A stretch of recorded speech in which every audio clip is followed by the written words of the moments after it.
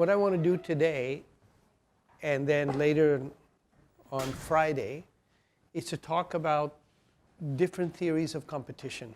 So far I've been presenting what I consider to be the classical theory of competition. I want to ground that a little bit in quotes and references to Smith, Ricardo, Marx. And then I want to compare that to different post-classical theories of competition, beginning with people like Jevons and Walras, and then also talking, I'm going to skip Schumpeter and the Austrian economists. If you have questions, ask me, because I've got too much material here. The book will cover that in a lot of detail. But I want to make sure that I end up with the modern Marx monopoly school and Kalecki argument and the relationship between Keynes and Kalecki and the theory of real competition, because that's going to provide the grounding for macro analysis in the next semester. Then in the next lecture, I'm going to go through the empirical evidence. I'm going to show markup pricing and all the correlations and so on. Yep. Are we going to study Marshall and Uno? Unfortunately not. I'm going to focus on Walras because Walras plays such a big role in modern general equilibrium theory. In the book I do talk about Marshall.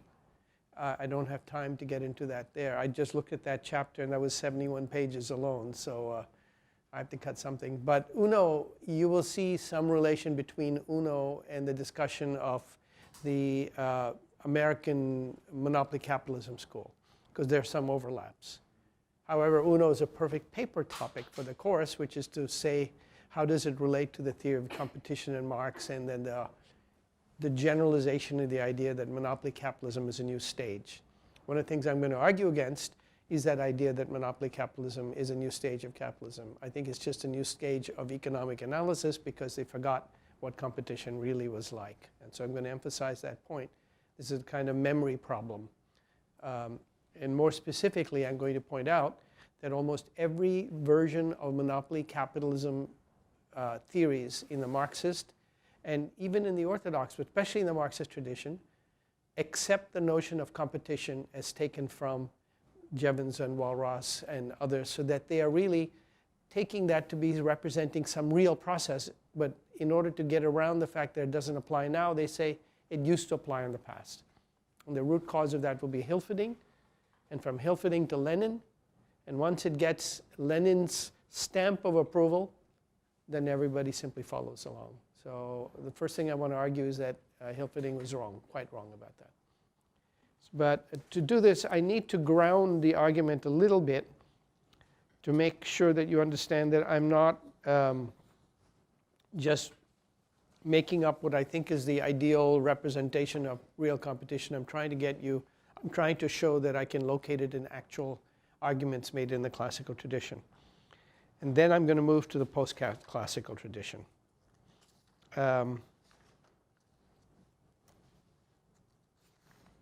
of course, the modern post-Keynesian tradition will come in the end. So let me start with Smith. The central point in Smith's analysis is the understanding, as Schumpeter puts it, that free interaction of individual producers does not cause chaos, but rather an orderly pattern. It's a very important point, because the real essential argument in Smith is that people operate, firms and consumers operate independently, but rather than that independence leading to chaos, it leads to structured patterns. And that's, of course, the idea of the invisible hand. And the central ordering mechanism in Smith is competition. That's what creates the order out of the individual activities. And specifically, competition makes market wages of workers gravitate around some normal wage, which Smith calls the natural wage. It makes prices, profit rates gravitate around some normal rate, and therefore it makes prices correspond to some normal level, which he calls natural prices. And finally, it makes market rents gravitate around some normal level.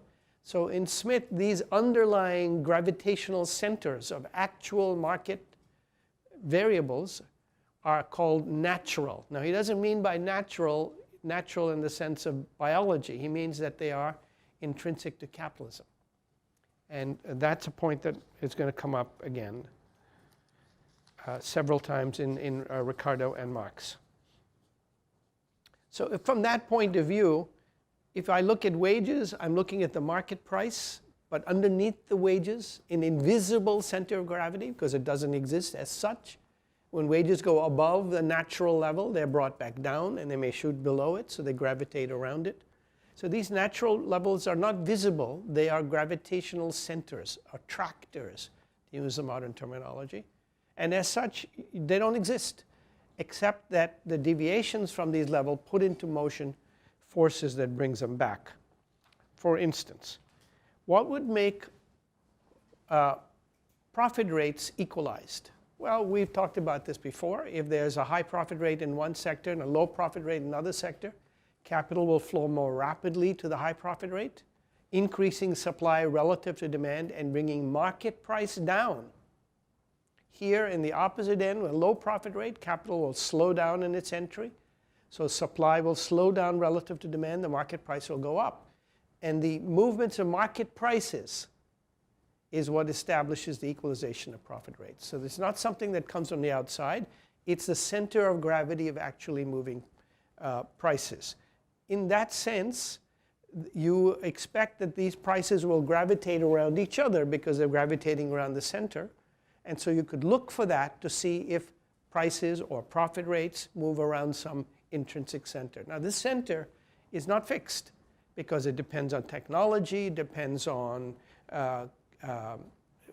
wages, it depends on international competition. So the center itself is moving, and the market prices are gravitating around that center. That's clear in Smith. So here's let me read you Smith's. On the whole, this is from Wealth of Nations. The whole of the advantages or disadvantages of different employment of labor and stock must, in the same neighborhood, be either perfectly equal or continually tending to equality. If in the same neighborhood there's any employment evidently more or less advantageous than the rest, so many people would crowd into it in the one case, and so many people would desert it in the other, that its advantages would soon return to the level of other employments. Is that point clear? I mean, you know, there's a high wages being paid over here and low wages being paid over here in the same neighborhood. Then people are going to crowd into the high wage, bid down that wage, and they're going to crowd out of the low wage and decrease the supply and bid that up.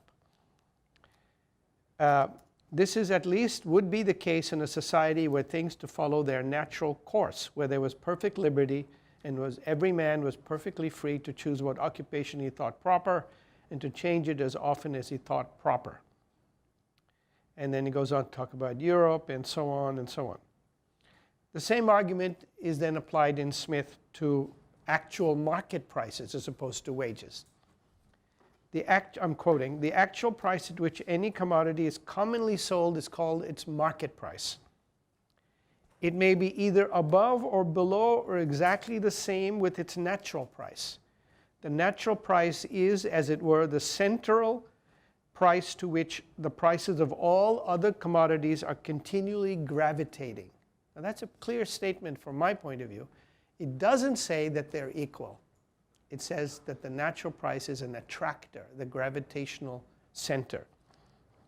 Different accidents may sometimes keep them, i.e. market prices, suspended a great deal above the natural price and sometimes force them down even somewhat below it. But whatever obstacles which may hinder them from settling in the center of repose and continuance, they are constantly tending towards it. So how do we understand this notion of gravitation? It's not to be understood as a point where they all come to repose and continuance, because the very forces that bring them there set into motion other forces that move them or other things away from it. So it's a constant process of movement towards, movements away, and gravitational in a turbulent sense. Now, in Smith, this point is not dwelt upon very much. He just says that they're gravitating. And the last point is that Smith makes the point, and this is important for other considerations, that there's a distinction between cost and profit. Cost, as he defines it, comprises the prices of materials and the wages of the workmen, while profit is a difference between price and cost. And the fact that actual profit is turbulently regulated over the long run by natural profit does not mean that profit is a cost. It's only much later, in the marginalist revolution, that they began to take the idea of profit and make it, of natural profit, and make it into a cost. Smith says market prices will fluctuate around a moving center of gravity, which is the price of production. The price of production has a natural profit, i.e. a profit which gives you a normal rate of profit. That natural profit is only achieved through the gravitation. It doesn't exist as such, but later in the rise of neoclassical economics, the natural profit becomes a profit that you deserve. It becomes a deserved profit, and that is added on to cost to create what is called an expanded version of cost. So it's something I'm going to come back to, and I talked about it before, the cost curve in neoclassical theory is not a cost curve. It's a cost plus profit curve. So in Smith's sense, it is a natural price curve. In Marx's sense, it's a price of production curve. It is cost plus an amount of profit that would give a uniform rate of profit at every level of production, which is kind of a bizarre notion of cost, because it implies that the whole purpose of making money is sort of taken away because you can count it as part of your cost, the profit that you deserve. I've been telling the new school that I deserve a certain profit, but they haven't been listening to me. I don't know, maybe I should get them to read neoclassical economics more carefully. Now, Ricardo's version of competition is very similar to that of Smith. Competition equalizes wages, profit rates, and rents, and enforces the gravitation of market prices around natural prices. Again, reading from Ricardo. This is from Ricardo's text, and he says here, whilst every man is free to employ his capital where he pleases, he will naturally seek for it that employment which is the most advantageous. He will naturally be dissatisfied with a profit of 10% if by removing his capital he can obtain a profit of 15%. This restless desire on part of the employers of stock to quit a less profitable for a more advantageous business has a strong tendency to equalize the rate of profit for all, or to fix them in such proportions as may, in the estimation of other parties, compensate for any advantage which one may have or appear to have over the other. So he's not even saying that profit rates are equalized.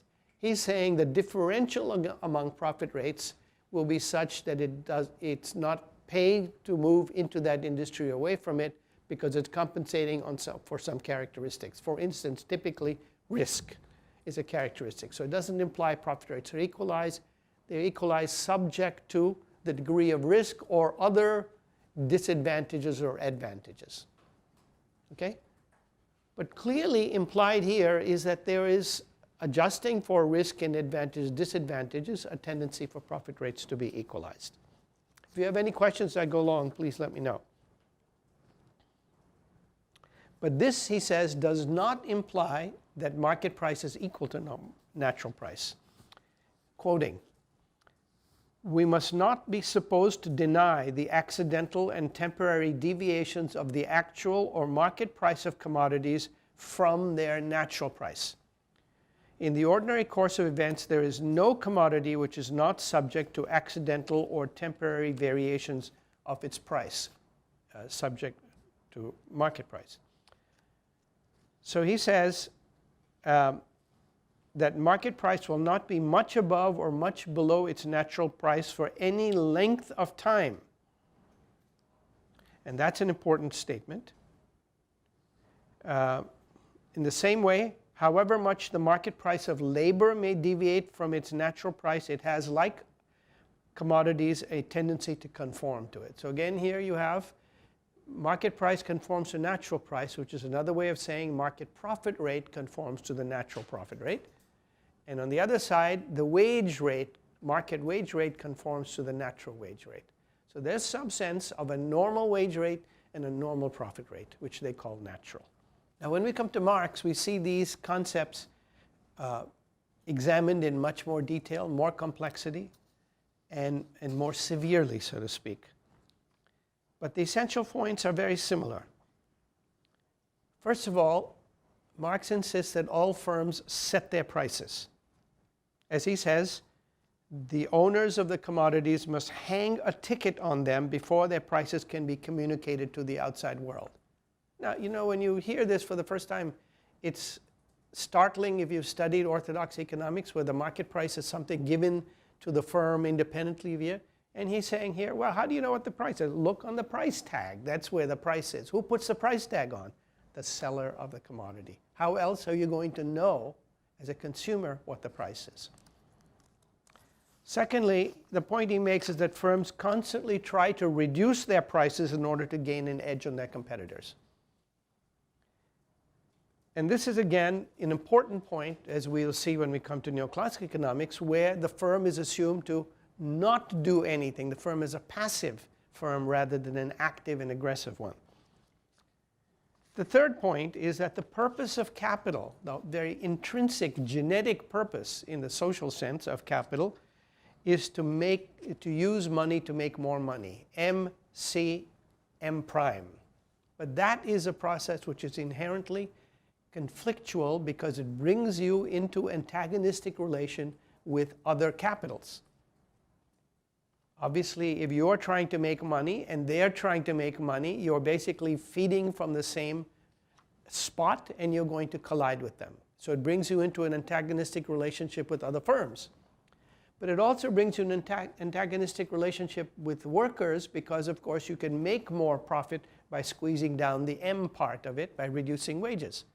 It also brings you then into an antagonistic relationship with the sellers of other commodities, which are other capitals, because if you can cut the price at which you buy things, you can make more money at which you can sell things. And vice versa, they'll do the same to you.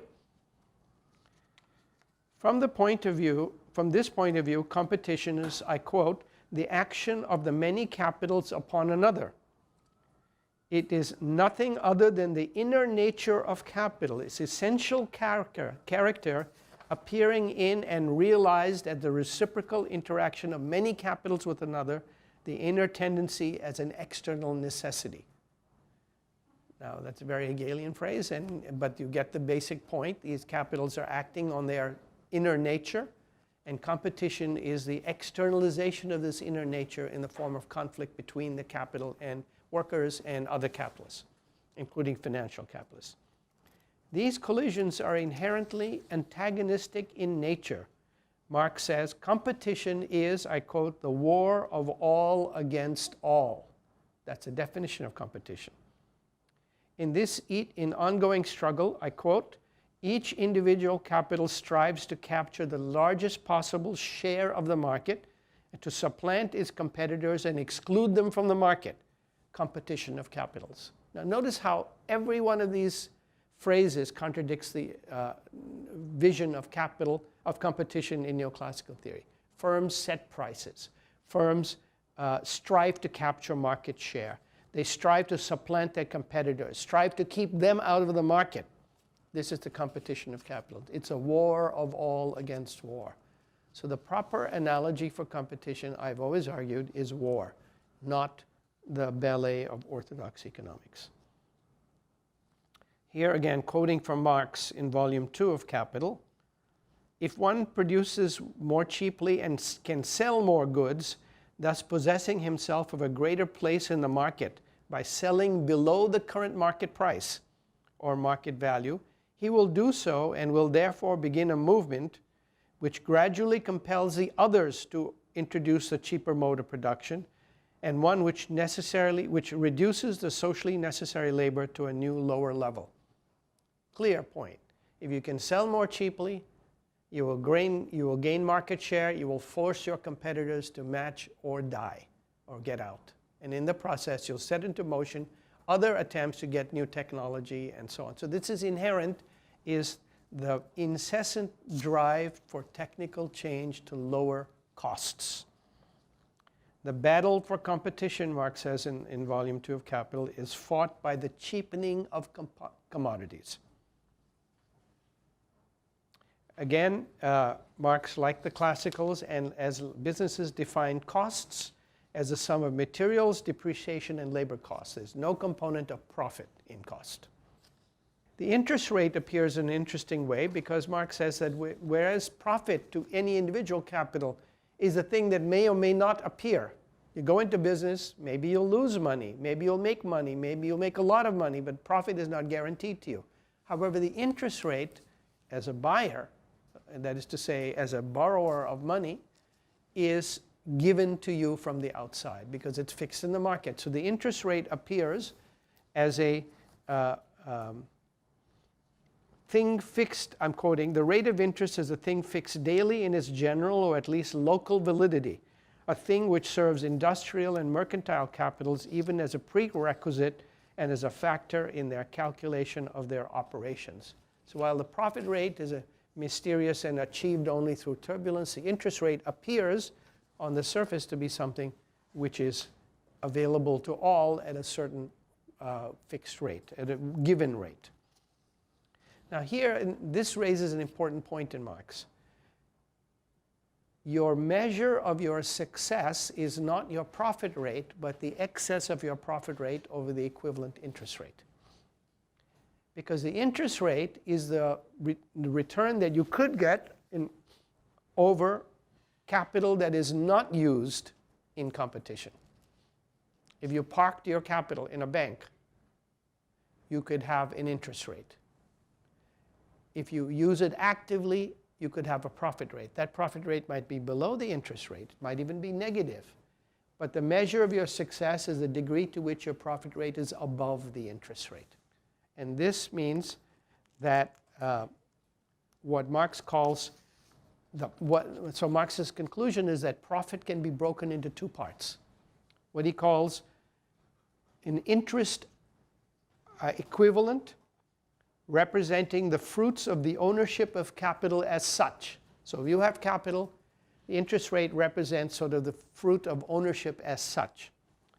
And then there's a remainder, which he calls profit of enterprise, which appears to the capitalist, I quote, as the exclusive fruits of the function which he performs with that capital. In other words, the interest rate is the passive component of capital as such. The profit rate is the active component, and your profit rate has to be higher than your interest rate for your justifying the active use of capital, ex post. Now, obviously, capitalists go into it expecting a profit rate higher than the interest rate because otherwise there wouldn't be any point. It doesn't follow their expectations are valid. But in practice, if the average profit rate is not higher than the interest rate, that means that capital is in a very bad situation. If it's a long time, then capital as a whole, accumulation as a whole, would contract. So here's, again, a central point implicit in this, which is that the rate of accumulation is going to be a function of the profit rate minus the interest rate. Not in the immediate sense, but in the sense of a continuing gap. That gap has to be positive. Because if it's negative, then accumulation will be negative also. The growth rate will become negative, so capital will decrease in its quantity. This is the rate of accumulation by which I mean the change in capital over capital. One of the points that Marx emphasizes here is that the movement of capital from one sector to another is in response to profit rate differentials, but the effect, as Ricardo and Smith point out, is on market prices. The variable which does the adjusting is market prices. Prices have to go down to make the profit rate lower. They have to go up to make it higher, and that is caused by changes in supply relative to demand. So it does not require demand to be a fixed curve, and certainly it requires supply to be moving, but it requires supply to be moving relative to demand. And if that's the case, you're talking about a dynamic process. Now, it may be that we can say we can't formalize it in the algebra that we have. But that doesn't prevent capitalism from doing it. That just tells us that we're not any good at formalizing it. And one of the things that I find astonishing is that people who think that because they cannot formalize something, it doesn't exist. All that says is that you can't formalize it, not that it doesn't exist. And I'm quoting from Marx in a quote very similar to Ricardo. Capital withdraws from a sphere with a low rate of profit and invades another, which yields a higher rate of profit. Through this incessant outflow and influx, it creates such a ratio of supply to demand that the average profit rate in various spheres of production become the same. Is this point clear? So this is a thematic consistency in Smith, Ricardo, and Marx, though they describe the degree of this gravitation in different terms. Yep. Would market prices adjust when there is a change in the size of the demand but supply remains constant, or only the market share? Always. Always. Market price adjusts to demand and supply. So let's suppose you have equal rates of profit, right? And then suddenly the demand for some product rises. The market price will rise. Now you have a higher profit rate here than here. Capital responds by moving into here and changing the supply. And that brings the market price down. So the answer is a market price responds to demand and supply. But supply responds to the mobility of capital. And broadly speaking, if you're expanding, demand responds to growth and mobility of capital also. So these are not separable entities. One of the difficulties of formalization with the level that we have of formalization is trying to explain this organic process where movement of capital expands supply, but it also changes demand. Because as you move into this sector, you demand more materials that you need in this sector. You demand more labor that you need in this sector. So these things are all operating at the same time. Now here Marx makes a very interesting remark, which is similar to the full cost pricing hypothesis of Hall and Hitch, if you're familiar with the Oxford Economic Research Group, but it's also sort of related to the idea of markup pricing. He says, experience shows that if a branch of industry yields unusual high profits in one period, and it makes very little profit or even suffers loss in another, so that in a certain cycle of years, the average profit is much the same as in other branches. And capital soon learns to take this experience into account. Now, what is he saying here? He's saying just because you have high profits in one period doesn't mean you will always have high profits, because the mobility of capital is going to erode that. So high profits tend to be followed by low profits, and low profits tend to be high. And in sort of cycle of years in which the average profit is achieved. So already that's saying this equalization process involves years. And so the whole notion that you can reduce it to sort of static equilibrium makes no sense, because it has a real process behind it. This is one of the reasons I've always opposed any idea of long period equilibrium as a descriptor rather than as a convenient analytical thing. It's not a descriptor because there is no such thing as a long period equilibrium. It's our method of analyzing, holding all the things that we can't analyze out of the way by saying, let's look at what it would look like if profit rates are equal. There's nothing wrong with that. But if you fool yourself into thinking that that represents actual existence of capitalism, then you've lost the whole process in the thing.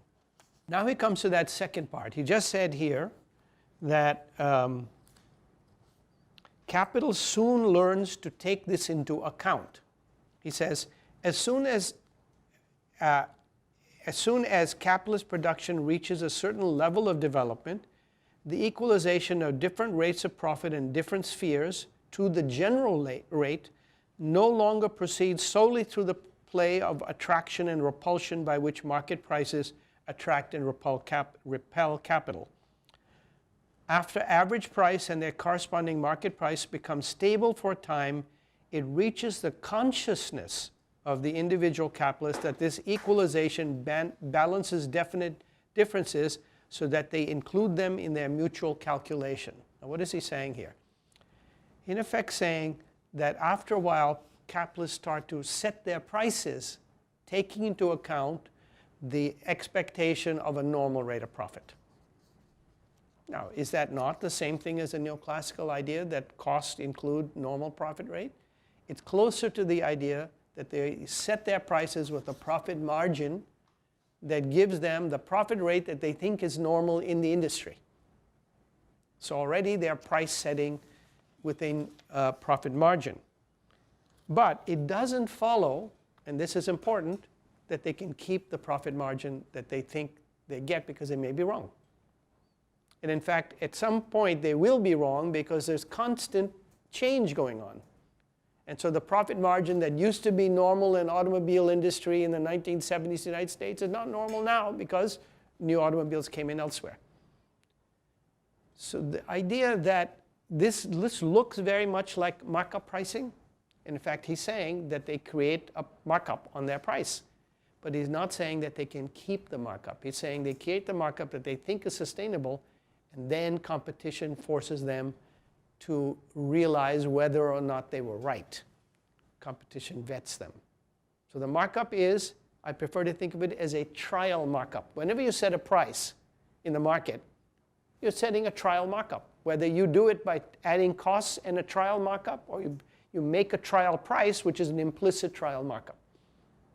The point is that it's trial, and therefore competition is what establishes whether you can prove it or not. And this is precisely why so many firms go out of business. You set a price or a markup, and nobody comes, and then you have to close up. Okay, is this point clear? Because it's going to be obviously linked to the idea of markup pricing in Kalecki and in structuralist economics and in Taylor and so on, Godley.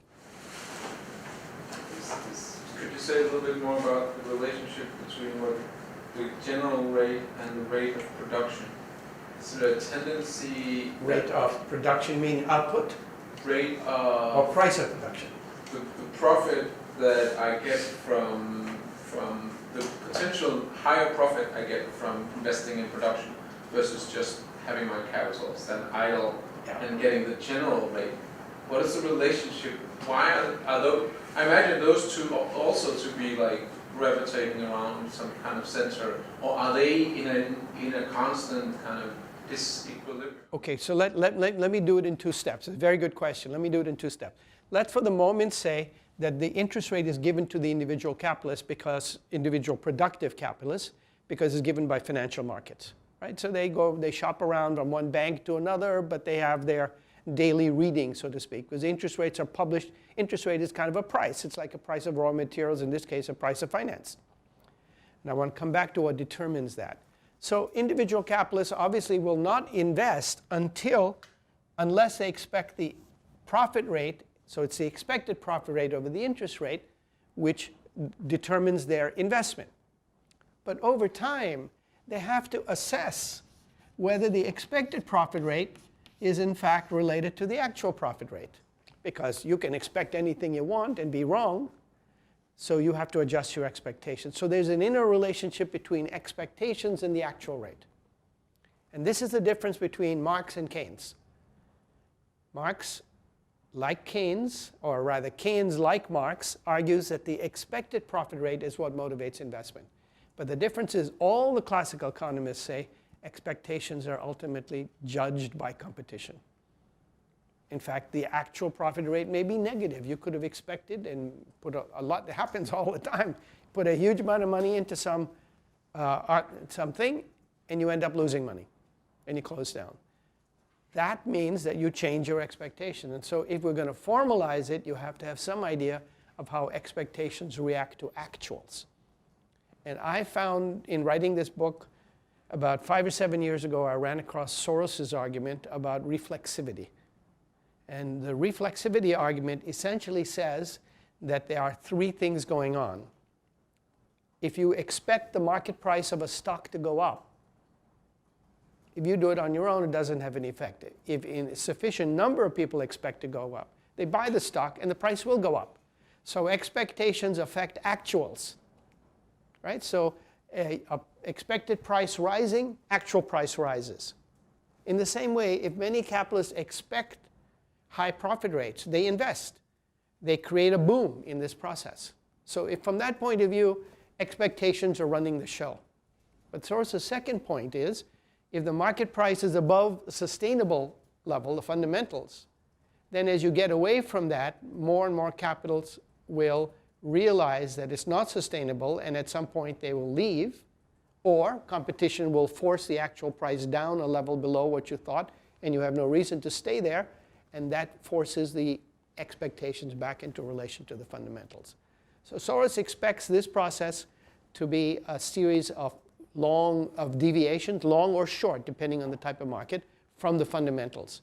And that's exactly what they're talking about here. And in other places you can see them. They say, well, of course, you invest. You don't have an actual profit. You're making a guess. Now, the interesting point is that Keynes says the same thing, except that Keynes never gets back to this part, because he's talking about the short run. And he says, well, that's in the long run. I'm not going to deal with that. So in the short run, it's run by your expectation, animal spirits. The key point in talking about Keynes is whether these animal spirits are in your head or whether they are your head in relation to reality. And that's a divide between the classical tradition, and Soros, for that matter, and the Keynesian tradition, most of it. Other places, Keynes says, well, of course, this actual profit rate is the marginal product of capital. And you can't just get it by imagining it, because the marginal product of capital is an objective factor. So Keynes's writings are very difficult to parse, because some places he leaves it hanging in the air, and other places he links it to the marginal product of capital. But really, if you're following the classical tradition, the expectations cannot be in the air. They create some conditions which would generally falsify them in the form of a cycle. Is that point clear? Now, the second question, which I'm going to come to in a subsequent lecture, is what determines the interest rate? In Keynes, for instance, the interest rate is dependent on subjective preferences. Neoclassical theory, it's also expectations and subjective preferences. And this is very odd, because the price of a commodity is not based on subjective preferences, but on costs. So how is it that interest rates, which is, after all, a price of finance offered by a business that's making profit, how is that based on subjective? And that's because Keynes adopts the neoclassical idea that money is lent by individuals who are not capitalists. So it's all based on your expectations and so on. But just as firms make expectations about commodity sales and all that, and then they vet them in according to competition in relation to your costs, if you leave out the cost component from interest rates, you have nothing but expectations. But once you bring the cost component in, who lends money? Banks or money market firms. What do they lend it for? Well, they want to make more money than it costs. Then their cost becomes exactly like a cost of production. I call it a cost of provision of finance. And then competition will make their profit a normal profit. But their profit on what? They have an interest rate minus their costs, which is their profit. If they have a normal profit, then the interest rate is determined by profit rate equalization. That's a central point. It cannot be determined by expectations in the long run or subjective preferences in the long run, because profit competition will make an interest rate which will give a profit rate to the lender, which is the same as anyone else. That's perfectly consistent with the interest rate being smaller than the profit rate. That's a separate issue, and I'll elaborate on that. So here you have a better way to think of it. The interest rate is the price of finance. And the price of production of finance is that interest rate, which will give the banks a normal profit rate. And this is relevant because Smith says something like this, Ricardo says something like this, Mill says something like this, and Marx also says something like this, but all of these something like this are scattered. And in Marx's case, buried in volume 3 of Capital, where he says it as an aside. And at sometimes he seems to say that, and other times he seems to contradict that. But for me, it's pretty clear that the logic of competition requires all competitors to be constrained by this profit rate equalization, which means that all prices are subject to that. And that means that interest rate, which is the price of finance, must also be subject to that. Okay, and I'm going to spend some time on that and the empirical implications and its application to stock market prices and so on. Let me give you another example of this in anticipation. In orthodox theories of the stock market, some orthodox theories, the idea is that you invest in stocks according to your preference. You have a portfolio preference, and some people are, fundamentals, and others are short run, and so stock prices depend on the balance of your preferences and various other rules. But from the classical point of view, that cannot be true.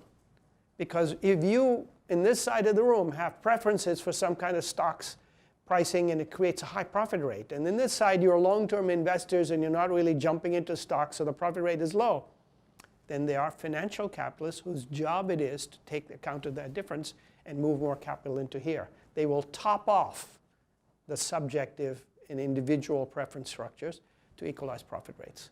So they'll flow more rapidly, and they don't care about anything else except the profit rate differential.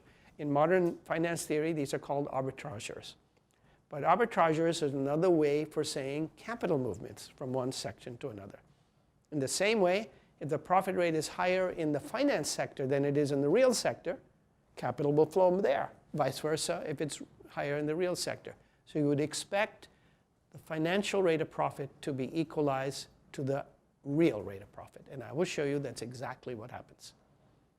Okay? But that's several lectures down the line. Any other questions? Yes? Yeah, and if you're going to get to it later, then that's fine, I guess. And I might have missed it, but what determines the cost of finance? What determines the cost of provision? Okay, good. So think of a bank, right? So a bank is a provision of finance. Let's suppose it's a simple bank and just gives you short-term loans. Well, you need a bank plant and equipment. You need machinery. You need workers. You need paper, computers, all of that. That's just cost, operating costs, that's all. When you're set with all of that, then clearly, as you push out these loans, which you sell at an interest rate, you're making profit, dependent on the amount of your loan and the interest rate. But the amount of your loan is linked, your costs are linked to the amount of loan, because you have the bank, which is your fixed capital cost, and then you have operating costs, more loans, more people, more paper, more computer use. And that's how banks actually operate. You go to the balance sheet of a bank and you can see that relation. So the bank has a cost just like any other producer. Its output is not a physical good, it's finance, but it's just the same. It's not different from a service producer, by the way, Yeah. And to me, this was a very important point because it helped me unify the theory of finance and production under the same thing. But it wasn't my idea, and I will give you the citations and all that of the first person to do it. And I just blanked out, but it'll come to me when we're talking about it in the lecture on finance. You'll see. Very interesting book, which I will recommend. Okay.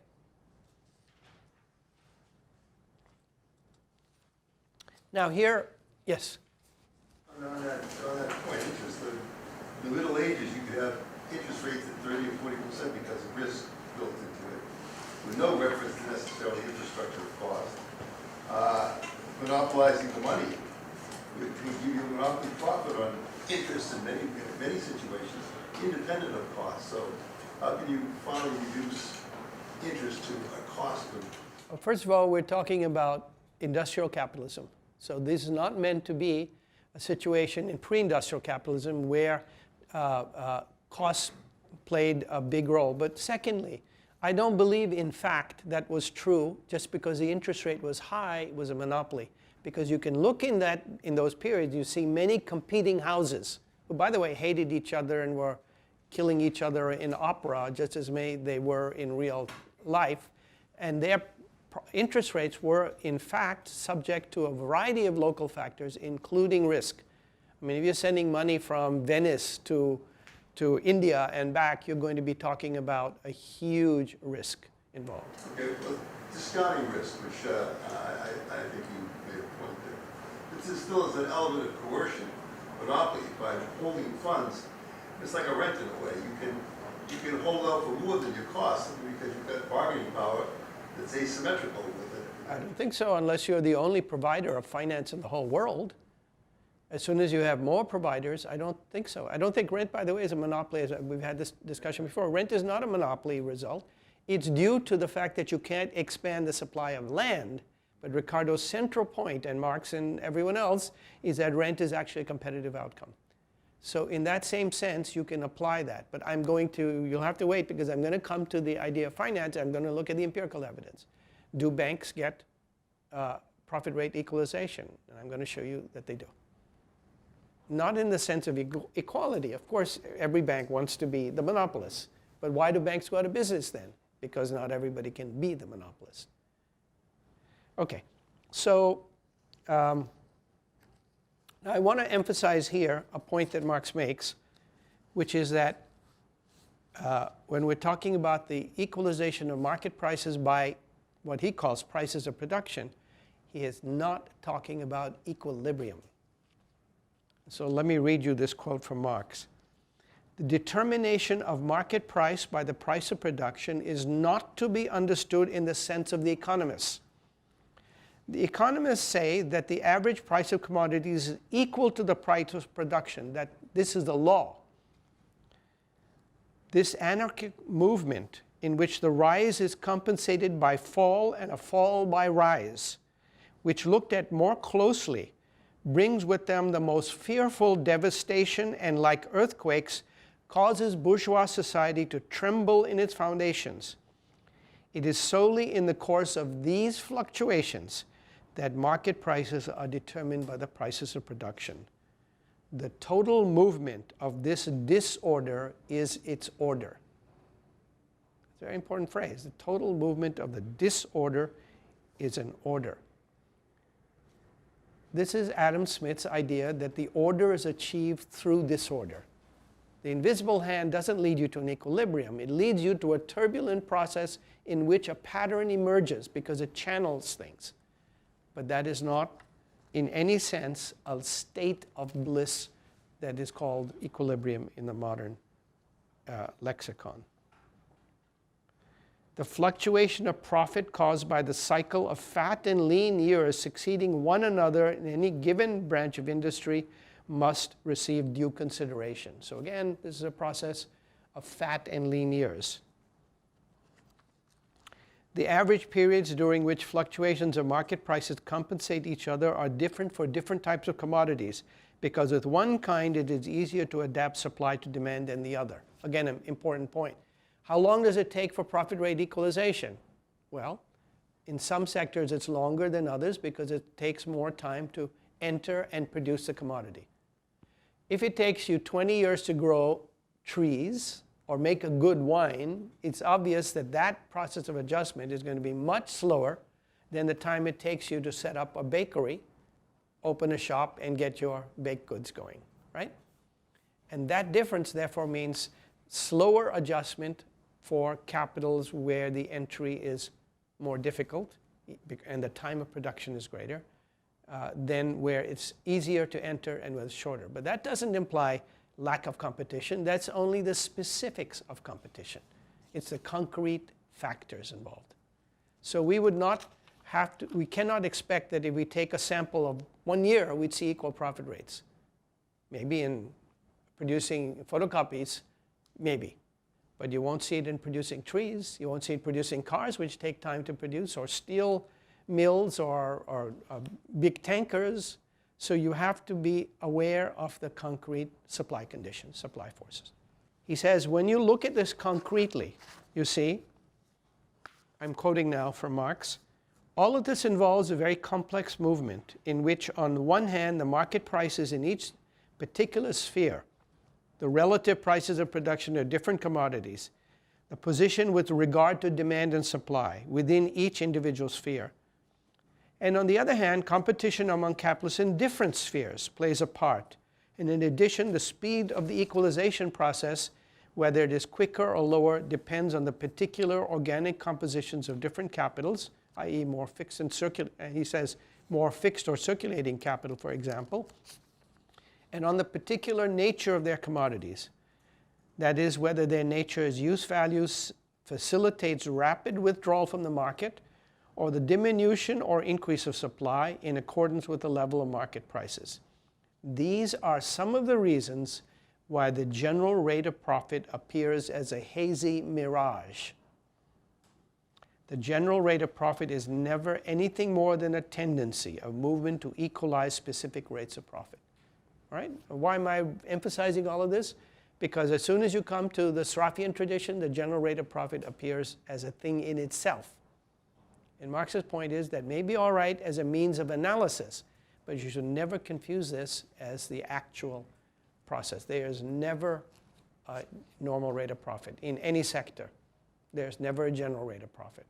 There's only the incessant movement towards higher profits and away from lower profits. Now, I've already talked about regulating capitals and the difference, and I'm going to try to speed that up a little bit. Just make the point that Marx makes that the idea of regulating capitals is a generalization of Ricardo's theory of rent.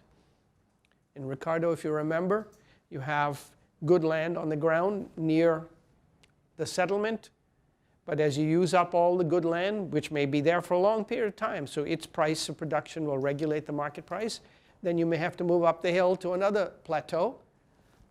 This land costs more, it has a higher cost, so the price of production is higher. And so what was formerly the regulating cost down here is replaced by a higher regulating cost. Not in the marginal sense, but in the sense of a lumpy, discrete movement. That means the idea of regulating capital is the notion where the supply can be expanded to all available capitals. And that's why this plateau becomes a regulating capital once that's used up. In the same sense, you can apply to industry. If you have a set of technologies in industry, new capital is not going to come in on the old high-cost technologies. So right away, they're not part of the regulating capital. It's going to focus on the lowest cost. But the lowest cost may be sometimes not accessible to capital in general. Marx's example gives an example. He says, suppose you have modern technology being used to produce textiles. And you have two types, using the coal power, which is available, or using water power. The water power may have a lower cost because it has the advantage of a free supply in a waterfall. But that cost is not reproducible because there's only one waterfall and you can't use that. Someone else has got it. So the regulating capital will be the coal-powered plant and not the water-powered one, because the water-powered will be restricted in its scope. It can't move away from the waterfall either. So its size is limited by its access to the water.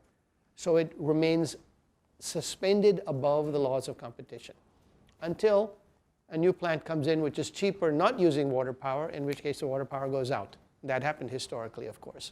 We know that. So the idea of regulating capital is a capital who expresses the conditions which are generally reproducible for new capital. Generally reproducible. The cheapest generally reproducible methods. That's the regulating capital. Sorry, I have a question about this. Marx in chapter 10 talks a little bit on this point, and he says that if demand is very high in one sector, then the firms with the worst conditions can have the regulating capital. How is it that it changes from the worst conditions to the best conditions? Very good question. Very good question. So let me see if I can answer it by talking about the time dimension here. If you take the technology and the supply of capital is fixed, right, then if demand increases and you cannot increase the supply, then the one who can increase the supply the most will be the regulating capital. And that might well be the capitals with the highest cost because they have excess capacity because they're not competitive. So they may, in this condition, may actually be able to increase supply. If, however, you allow the time period to be long enough for new capitals to enter, then evidently they will not enter in a high-cost capital. So he's there. This is his famous case of market price and market value, but that's a short run, taking the supply of capital constant. Later, he's talking about the mobility of capital into the sector, which is a longer run process. And then, of course, the regulating capital becomes the one that is the best available. So they are consistent. They're consistent with each other. That's a good question. Now, I want to briefly talk about the idea of what's called choice of technique. It's really how technology is introduced. Following the kind of discussion, and I'm going to skip over more quotes from Marx. I don't want to make this too quotation heavy here, and I have other people to quote also. But you should see so far I've tried to make this general point that it's the lowest cost technology which is the most competitive, because it allows you to set your price lower than your competitors and damages them more than it damages you, which is the whole point of warfare. You don't go in there expecting not to get hit. You expect them to suffer more damages than you do, right? So that's a price setting, aggressive price setting firm that we're talking about. And if that's the case, then it's possible for the cheaper method to be a lower profit rate method. It's not necessarily that you'll get a higher profit rate. Let's suppose that you have two firms, one with a low cost and a high cost. The low cost firm could take the price of the high cost firm, and therefore it'll have a higher profit rate. Or maybe that its capital intensity is so much greater, it doesn't even have a higher profit rate. But the point will make it competitive. The thing that makes it enter is the ability to cut prices and damage the other capitals more than itself. I went through this last time in those examples. That implies that the criterion for the choice of technique is lower cost, which is not the same thing as higher profit rate. Lower cost is higher profit margin, because if you have a lower cost than me, then at any price you have a higher profit margin than me. But it's not necessarily the higher profit rate, because your technology may be more capital intensive, much more capital intensive, so your higher profit margin does not translate into a higher profit rate. Nonetheless, if there's a contradiction between those two, it's the lower cost one, because that's the one that will allow you to drive me out of business. And you can do this in a very simple way. You lower your price, and my profit drops, and your profit drops. But you can show, and I'm going to skip this part because of time, you can show that the lower cost producer can always make himself or herself the higher profit rate producer, because there's always a price that you can set that'll make me go to a lower profit rate. And think about that, obviously. Your cost is 60, mine is 80. Right now, my profit rate is higher than yours. You lower your cost to 80, my profit rate is 0, and you're still making a positive profit rate because your cost is 60, so you've got a 20 profit margin. So by setting the price, you can always make the profit rate of the other competitors become lower than yours. And that tells you that you can't judge when the profit rate is higher or lower unless you take into account the tactics and strategy of price setting. Okay? That means that the argument I'm making, which I take straightforward from business literature and also in Marx, contradicts almost all of the discussions of the choice of technique. Occhio, Samuelson, all Sraffians, including Sraffa and Steedman and Sheffold, Kurtz, Salvadori, Sheffold, Dumini, Levy, Foley, etc. All the people who take the theory of competition to be the same in neoclassical economics and classical economics. The criterion to be the same. And that's principally because all of them take the price as something given to the firm, which I'm arguing is completely inconsistent with real competition in practice as well as in theory. Okay?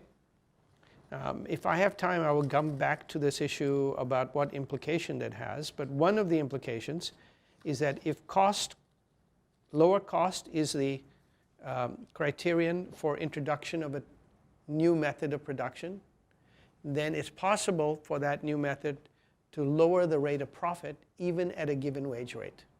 If you're familiar with Sraffa, Samuelson, Occhio, and all the neo-Ricardian discussions, they assume that a new method will come in only if it raises the average rate.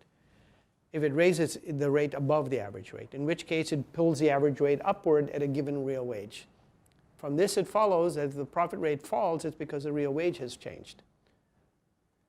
Because it's normally at the same real wage, the profit rate would have risen. So a falling rate of profit comes from this contradiction.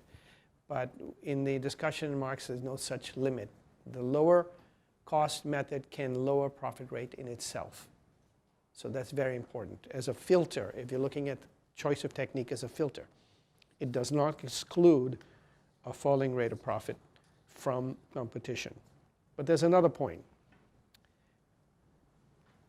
Marx in particular makes a point which is very common in the business literature. And that's not surprising.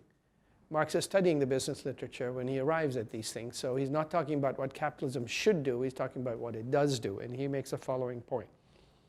He says that lower production costs are generally achieved by larger and more capital-intensive plants. Let me say that again. If I have two firms, let's say this is the average cost, and this is the average fixed cost, which would be below there. Average cost is the cost that give you your competitive advantage. Average fixed cost is the cost of plant and equipment, right? He's making the argument that if you have a new method of production which has a lower average cost, so this is the average cost here, this new one is lower, it will generally have a higher, how do I do it, up here?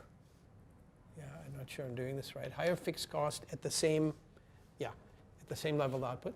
He'll have a higher fixed cost here.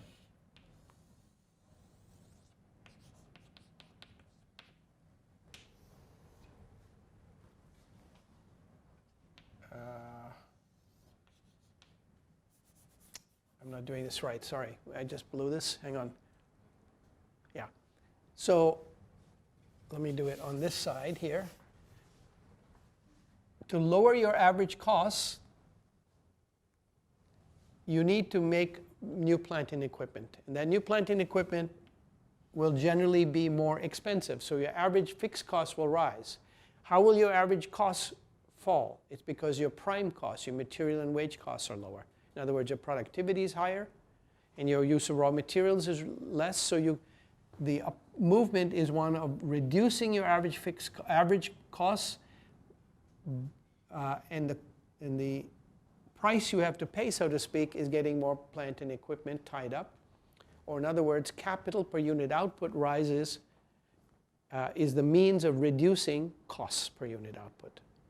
Now here, let me read you and here it's interesting that Marx is talking about empirical evidence. An analysis and comparison of the prices of commodities produced by handicrafts or manufacturers and of the prices of these same commodities produced by machinery shows generally that in the product of machinery, the value due to its instruments of labor, i.e. the machines, relative to the total value of a pound of yarn, for instance, increases. So what is he saying there? Methods that produce yarn more cheaply on its average costs are methods that tend to have a higher amount of fixed capital per unit output. And we talked about this a couple lectures back when I showed you the data from Dhawan and also from the empirical associations with the capital intensity and costs and so on. This is so common in empirical work that some management textbooks, Pratton, for instance, and Weston and Brigham, take this to be a kind of obvious phenomena. How do you lower your costs? You invest in a more capital-intensive technology, which gives you higher productivity, sufficiently higher that your costs actually go down, operating costs, even though your capital costs have gone up, because the other costs have gone down more. Now that is a very important point, because if that's so, there is a negative trade-off in new technologies between unit costs and capital. Unit production costs and unit capital costs. If you have some technology with a unit production cost here and a unit capital cost here, a new technology with a lower, I drew this backwards, never mind. Yes, I drew it backwards, okay. So if you want a lower cost, you will tend to have a higher production cost. Not because you prefer that, but because the technology required to lower your costs to move you this way will also move you that way. So you will have a negative relationship between capital costs and production costs. And that's what I showed when we looked at that large data sample. And also you look at Dhawan's data, which was another large data sample. Yeah. Today, capital seems to be cheapening at a very fast rate, faster than unit labor costs. So in Marx's day, it was clear. Today, it may not be so clear that new capital is more expensive than old capital, especially with the automation and computerization. That may be not the case now. It's the issue of the falling rate of profit somehow being suspended because of that fact. Well, I will come back to this when we look at the aggregate data, which we did actually earlier, but I will come back to this again. But it's very clear when you look at the aggregate level that the capital output ratio rises over time in a pretty steady way. What period of time? 1947 to 2012. So it's a long period. And the reason for that, by the way, is part of the reason people don't see that. I mentioned this point before in the book. I spent a lot of time on it. The way capital is measured was changed in 1988 from national income accounts. And so now when you correct for that, you can see the pattern clearly. Obviously, this is not true for every individual firm. It's true in a stochastic sense. And so that implies that in a stochastic sense, your choice of technique involves a kind of biased space. Lower costs are associated with higher capital output, so your choice of technique is then a kind of space that's shaped sort of this way, with points scattered around here, and that has some implications, which I develop in the book, for the general trends. You can using stochastic tools, you can easily show that. Yeah. You're arguing that hedonic pricing somehow, if you reverse that, will demonstrate your proposition. I'm sorry, say that again? Hedonic pricing, they've changed the way that they account for capital. Steam engine was fully costed. A computer, they now say they'll cost it on its output, not its. They'll revalue its cost by its output. That's right. That's right. So that's a very good point. So one way to think of what the switch took place in 1988 is that Marx in a business says, how much does that plant and equipment cost? Neoclassical economics says, we're not interested in plant equipment, we're interested in the quality of it. Well, what is the quality of it? It's output. So therefore, we attach the price, to the price of the plant, the quantity of its quality, which is its output. That means you make the value of capital equal to your estimate of the value of output, which means you make the capital output ratio by definition constant because you change prices between the two to make them the same. Strictly speaking, David Gordon's brother, Robert Gordon, who's the pioneer in this, mentions the point that the quality of a machine should not be viewed as its output, but its profit. So if the capital stock was correctly revalued in the hedonic price index method, then the value of capital should be equal to the value of output, value of profit, which means hedonic prices, ideal pricing is to make the profit rate constant. Now, if you don't know this, you don't know that in 1988 they changed this methodology, which means that since 1988, all the data going back to 1932 or 1942 or whatever, where this starts, is the new methodology. You will never notice that the capital output ratio becomes suddenly constant. You say, aha, a new stage of capitalism. This is very common, especially among the left, a new stage of capitalism whenever the data change. But it's really a new stage of measuring hedonic pricing. And I have a big section in the book about not only how to measure it, how it's done from all these sources, including Robert Garden, but how to then measure capital the other way. And you can do it. They do that too, but you just don't know it. They do it by measuring something called the current cost of capital. And you can take that measure and you can make use of the laws, so to speak, of pricing, and you can create a capital output ratio, which is not subject to the constraint that capital has to be proportional to output or proportional to profit. Then you can see what happens to the rate of profit. Businesses do not use hedonic pricing. This is a national incomes thing related to the neoclassical idea that the value of a machine is what it's going to give you, not what it's going to cost, what it costs you. And then, of course, the assumption is that the cost will be equal to what it's going to give you.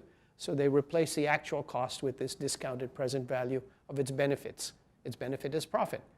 So then you make the profit rate such that the rate of return such that those two are equalized, and that's, of course, a constant profit rate, constant return. It's just basically internal revenue arguments, internal it's present value calculation arguments, in which you make the present value equal to the value of the benefits, which is based on the assumption of a constant rate of return. But that's of no use if you want to actually see how capitalism is doing. That's coming from a different theoretical foundation. I did talk about this, I think, in that empirical section. Okay, I have to move on because I'm not even close to where I want to be. One of the striking things about perfect competition of modern economics is it comes from a reaction to the political economy of the time of Marx and Smith and Ricardo, but especially the time after Marx, when the working class has become very active, and the ideas of conflict are inherent in the relation between capital and labor, the relationship between firms. And this notion is disturbing. It's disturbing to orthodox economics. And orthodox economics then moves away from the idea of analyzing how capitalism operates to analyzing an ideal system, literally called perfect competition. So the first thing that gets lost is the analysis of competition. It reduced from an aggressive process to a process in which each firm passively supplies what it deems best, and this serves the interest of the consumer. So you get that wonderful notion, which I'm going to come to in a minute, of general equilibrium. The notion of competition is changed. The price-cutting, cost-cutting firm is remade into a passive price taker, and the market movement, whose disorder is its order in the sense of Marx, is replaced by equilibrium as bliss.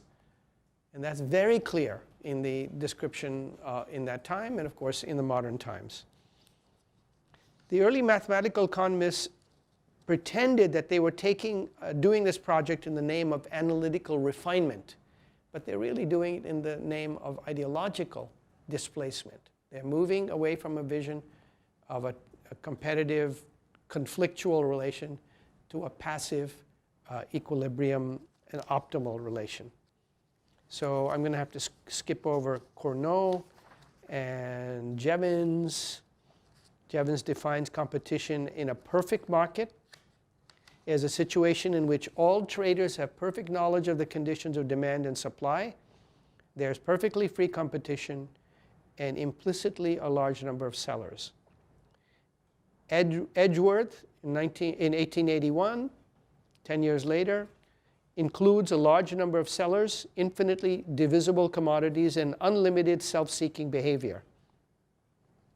And then Leon Walras in 1874 and 1877 puts all these elements together into his general equilibrium framework. Walras, it should be mentioned, was strongly hostile to Marx and to the notion that capitalism is conflictual, and part of his job in this construction was to represent freely competitive markets with a different political reading of capitalism. So his represents the most general idealization of capitalism. Now, It's very interesting to see how Walrasian equilibrium takes place. So what's interesting to me prior to that is that all of these developments take place in the worst Great Depression in capitalist history up to that point, which is called the Long Depression of 1873 to 1893. Devastating impact on people, on businesses, on employment, on poverty. And in the midst of this real disaster are sitting the orthodox economists constructing a theory of ideal, perfect, optimal capitalism in which none of this can happen. Or what's that phrase when people come back from war and they have this stress disorder? What is that called? Post-traumatic stress disorder. So modern economics is a post-traumatic stress disorder of the 19th century. It arises from that. And this, by the way, is a very interesting parallel because in the next horrible event of capitalism of that sort was the 1930s, of course. And that in 1930s, not only massive devastation of workers and of firms and employment and output, but in Europe, the rise of the Nazis. So what is the more ideal time to invent the notion of rational choice and game theory? Sitting in the cafes in Vienna as the Nazis are roaming across Europe, von Neumann, Morgenstern, and others are talking about ideal, optimal choice. I find this incomprehensible, really incomprehensible. I can see it as a mental disorder, as I think it's Wesley Clare Mitchell calls this, a kind of rational choice theory is a mental disorder. But it's bizarre that it becomes then the dominant representation of human behavior in these contexts. From another point of view, it's not so bizarre because typically people confronting horrible conditions in the real retreat into some idealization. That's perfectly fine for literature, perfectly fine for poetry. But it seems to me a rather bad way for something that claims to be a science to be proceeding. Now, I need to talk about Walras. And you cannot really talk about Walras unless you watch me wave my hands around. So you have to look up here.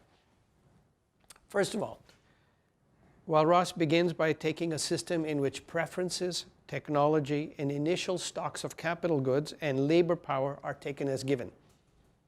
So everything that produces them, so to speak, and everything that moves them has been taken out of the picture.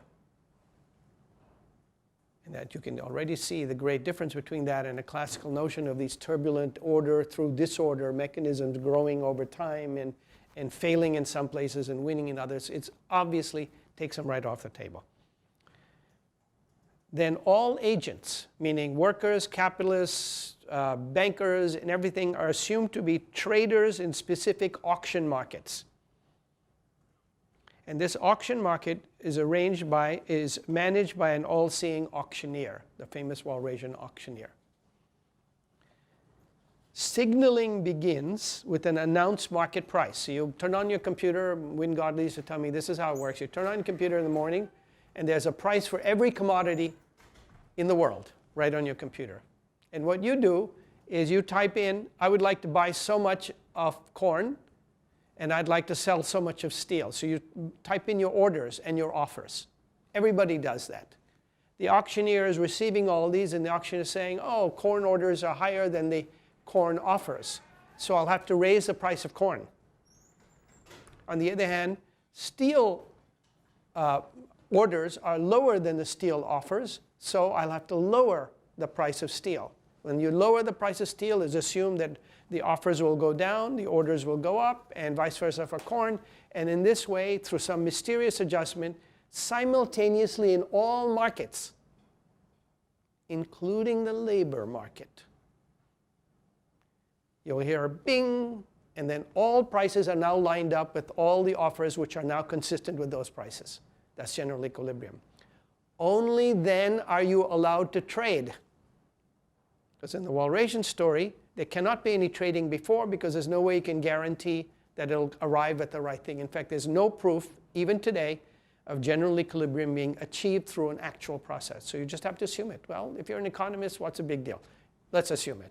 So you assume it. And in that process, that means that every actual trade takes place in equilibrium only. Those supply-demand curves that you talk about are not the actual movement curves. Their intersection is the only point where you're allowed to trade. And this is a well-known property of Walrasian equilibrium.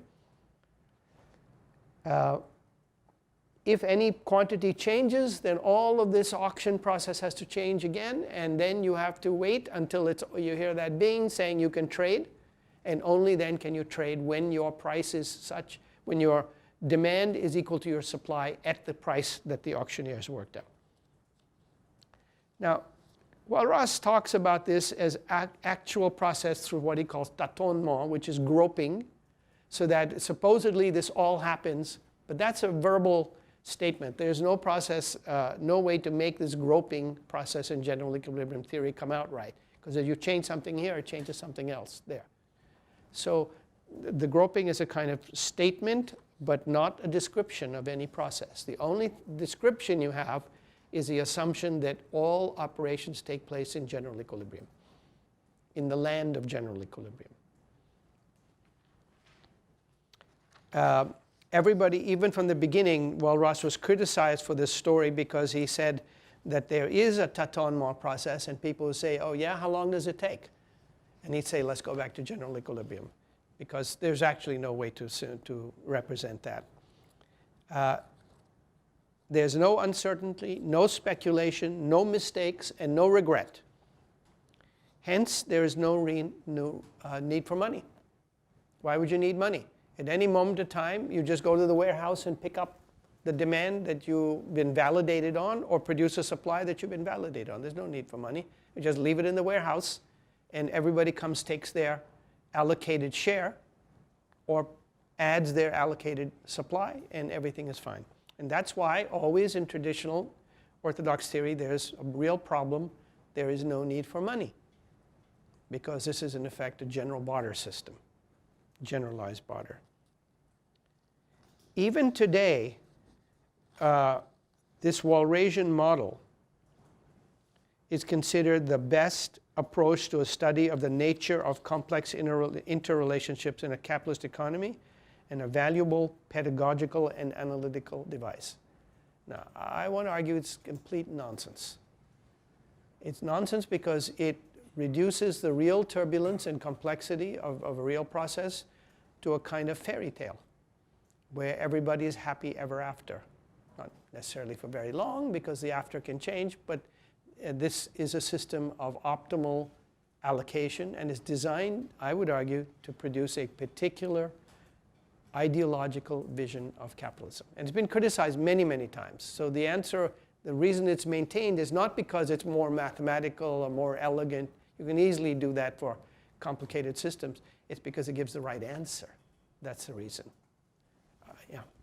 Does it speak to the fact that initial endowments, the value of initial endowments, at least stay the same? Ross assumes that they are given in some form, but since the initial endowments are given in physical terms, the value doesn't matter for him. And this is a typical starting point of exchange theory. When you talk about exchange, you say you have some apples and they have some corn, and then you exchange. They don't talk about the price at all. But the price comes out of the exchange, but it doesn't matter what the price of apples and corns is for you in that level. You end up with a physical endowment changed over to another, but you can value it because the exchange will give you some exchange rates. Would the value be essentially the same? The aggregate value of the endowments stay the same after the transaction? No, but you don't take any, you don't have any transactions unless you reach an equilibrium value. So there's only one value, which is equilibrium value. So you've got a whole bunch of things that people have. True, but the initial endowments don't disappear. I mean, the value of those don't disappear. They're not used up in that process, are they? Yes, they are. They're transferred to other people. So in the static Walrasian framework, if you have machinery that you want to sell, someone else will buy it. The machinery is still the same, but at the end of the process, so the corn moves from the supplier to the consumer. Second round of that, what are the initial endowments then? There's no second round. There has to be a new endowment, because the first round is perfect. There's nothing to be done. There's no actual tâtonnement, because it's impossible to show any process that arrives at the result that you want. I mean, you have to say how fast does it operate, what does it react to, and all of that, and that doesn't work out. So You just assume it. Now the main point here is this idealization of capitalism and competition as producing the optimal result because everyone's demand is satisfied and everyone's supply is realized, meaning sold. Right? So both demand and supply are realized in this instant of general equilibrium. Notice also that it builds in not only this idealization of capitalism and competition, but methodological individualism, because each person is either an offer of something to supply or a buyer or both. So everybody is doing both. There's no distinction between capitalists and workers, between landlords and capitalists, because it's all a matter of what you happen to have. You're all equivalent suppliers of something. The businessman is supplying machinery for you to work with. You are supplying labor power. The landlord is supplying land. It's all the same. It's just a matter of something that you supply. And Samuelson says at one point that really capitalism is just the same as if you think of workers hiring capitalists or capitalists hiring workers, because in the end it's just a transaction, so there's no difference. One of the things that Walras does is also treat this everything in the short run as a generalization of the principle of scarcity. Since you're given the endowment, the price has to reflect the scarcity of things. There's no cost of production here. So of course, it's a generalization of the idea that a price is a scarcity price. Now that's not true in the classical tradition. The price is a cost price, which is not the same thing as scarcity. The only scarcity price that appears in the classical tradition is those goods which cannot be reproduced. And remember, Adam Smith and Ricardo talk about this, that if you have, say, a painting from an earlier period, the painter is not available anymore, then the supply of paintings is fixed, and the price of paintings depends on the demand for paintings, because the supply can't change and the cost has no relation then. But as soon as the supply can be changed, the cost becomes a regulating principle of price. Here also cost is, in Walras, is transformed into a normal profit rate, into cost plus a normal profit rate. So the equality between price and costs, between supply and demand in Walrasian equilibrium is the equality between price of production and market price. Only there is no market price except the price of production. The only market price that appears is the identical price of production. Dynamics is then introduced from this perspective as a moving equilibrium. Though in fact there's no process in here, but if you imagine that this process takes place in a split second, then you look another split second, so it's moving over time, and you're never allowed to step outside the prison of general equilibrium. But as moving over time, then dynamics becomes an equilibrium process that is entirely different in vision from the idea of dynamics in which the disorder is the means to the order. Turbulent dynamics as opposed to blissful dynamics. Now, of course, in this process, markets always produce full employment, because by definition, the equilibrium point is where the labor demand is equal to the labor supply. And every commodity is equal to, so everything is equal. Labor is no different than raw materials or machinery. Everything has an equilibrium price, and that price is where the people who wish to supply the product are met by people who wish to buy the product. In the case of labor power, it means the supply of labor power is equal to the demand for labor power at some given price. And that's by definition full employment. There cannot be unemployment. And notice that all agents are literally passive price takers. No supplier does anything except supply a certain quantity at the price which has been told to them as a possible price. And the only time they actually supply is when that bell rings, bing, and then you bring your supply, and that supply will be immediately sold because the bell tells you you have demand at the other side.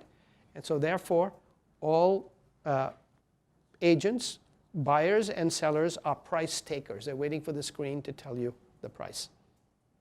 Right? Now, so this leads immediately to a critical point in neoclassical theory, which is how do you translate this story into perfect competition. Because in this story, there are no firms. They're just suppliers of things and they're buyers of things. So when you come to the theory of perfect competition, you introduce firms, you have this difficulty. You have to justify the existence of the firms, the assumption that the firms take the price as given. Now this is different because when you have perfect competition, there is no Walrasian auctioneer. He's gone back to Oz, and you are standing there saying, I'm telling a different story now, I have firms. But that story has to come out the same way. Well, what is that same way? Firms take the price as given, and consumers take the price as given, because that's a key part of the Walrasian story. And here you run into a difficulty. How can you say that firms take the price as given? Who gives it to them? And you say the market. Well, the market is really, of course, an auctioneer whom you removed from the story and then brought back in through the market. But it's not enough to say that firms take the price as given. They have to be exactly the same, because otherwise they won't react the same way to the price. They have to have perfect knowledge of all relevant circumstances. And so the neoclassical theory of the firm tries to bring back the Walrasian outcome by making assumptions about the firm. It's tiny, it's passive, it takes the price as given, and it serves only its own interest without any consideration of any other firms. And that leads to a rather remarkable notion,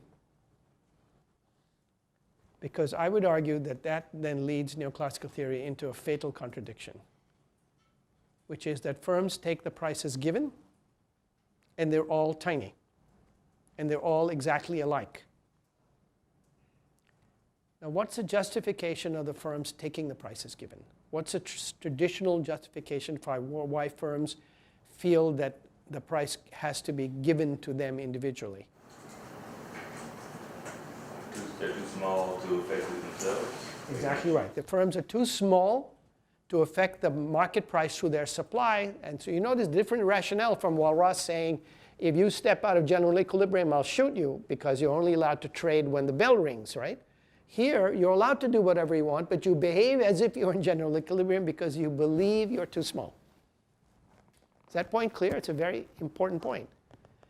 But notice, if all of you each believe you're too small, and there's a very large number of you, and you're all identical, and you have perfect knowledge, then you must know that if you get a signal to expand, so will everyone else expand.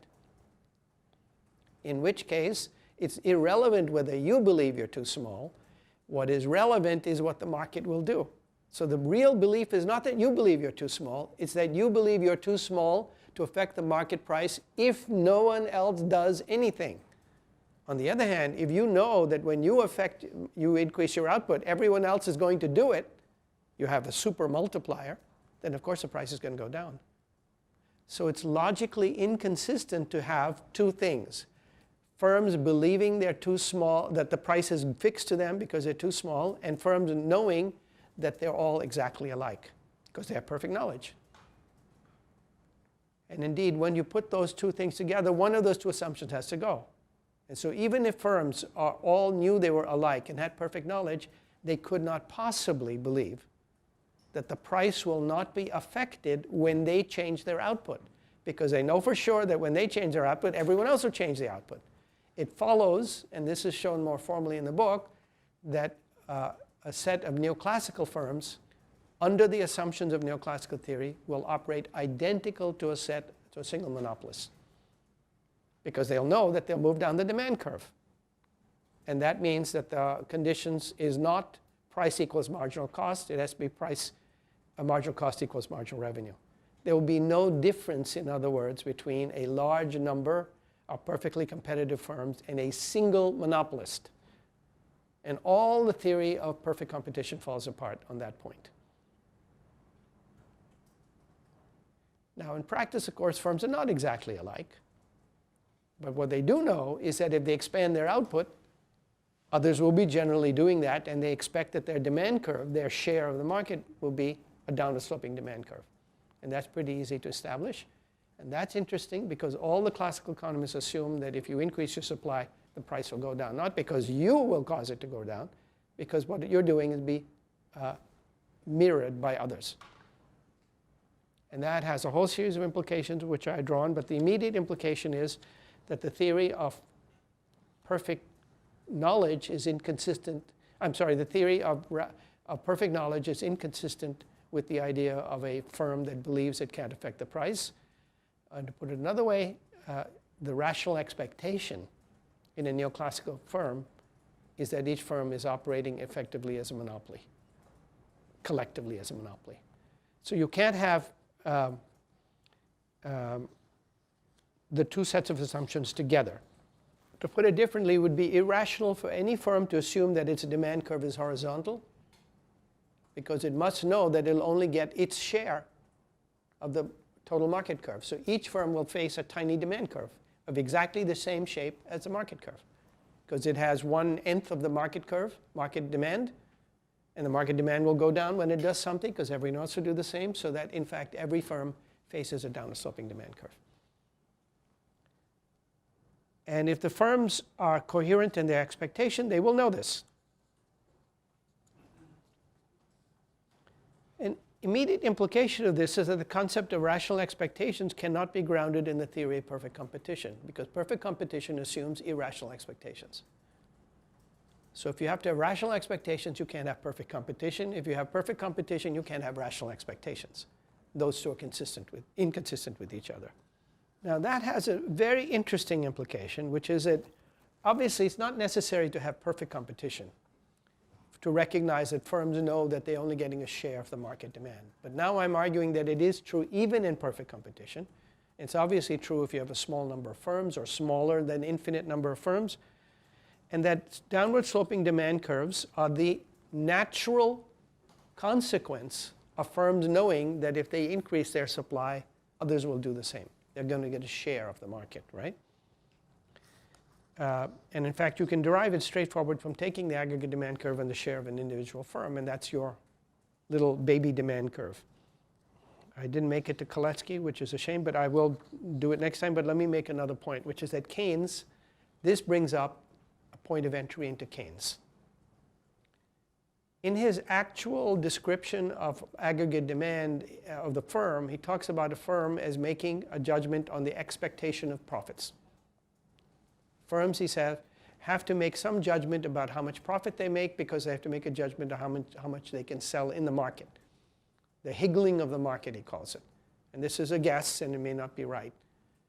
But it's been pointed out by people that this is inconsistent with the theory of perfect competition, because firms don't make any judgment about sales. They make the assumption they can sell everything they want. Perfect competition means that you sell at the maximum profit any quantity that gives you the maximum profit. So Keynes is inconsistent then with the theory of perfect competition, except that the theory of perfect competition is inconsistent, and it implies that firms must take into account downward sloping demand curves, and therefore Keynes is right to say that firms must take this into account. This becomes important because some economists have argued that Keynes is really inconsistent. He should either take perfect competition, in which firms can't take demand into account, and he says they do, or he should be an imperfect competition, because then you have markup pricing and all of that kind of stuff, and he should be, and one thing we know is that Keynes was vehemently opposed to the idea that his theory had anything to do with imperfect competition. He says, I think it's Leonefoot says, Keynes was adamantly opposed to theories which derive persistent unemployment from rigid wages or from monopolies, labor unions, minimum wage laws, or other institutional constraints on the utility maximizing behavior of individual transactors. The claim that competition would take care of the unemployment problem was one of his pet hates, because he was not saying that unemployment was due to the absence of competition. He was saying it was due to the presence of competition. And that's very similar to the argument in Marx. Davidson points out that Keynes' theory of aggregate demand does not require any notion of market imperfections. And Chrysler points out that Kalecki's theory of aggregate demand was originally formulated on the assumption of free competition. Now, why am I harping on this? That means that the theory of real competition provides a natural foundation for the theory of aggregate demand. because firms make their judgment on the basis of expected profits. There's a reflexive relation between expectations and actual, and that is what drives the macroeconomic process. And you can find the root of that actually in the schemes of reproduction in Marx, where firms decide to produce something, then they have to buy raw materials, they have to hire workers, so they create a demand for raw materials, the workers create a demand for consumption goods, firms then decide they want to expand, that's a demand for investment, and they hand out some dividends and the capitalist can consume for that. Every one of those demand elements is derived from expected or actual profitability. So profit rules demand and supply, and that'll be the answer to how you get aggregate demand. There's not a demand side story and a supply side story, there's a profit side story. Profit is on both sides of that equation, but not equally, so that's the process by which you get this turbulent equalization. Okay. So I will pick up from here. I'm going to skip Patinkin and Schumpeter and blah, blah, blah, and get to Koletsky. And after I do Koletsky, I'm going to go to the empirical evidence. Oh, I want to do Marxian monopoly capital theory, so I will do that next week with Koletsky, and then the empirical evidence.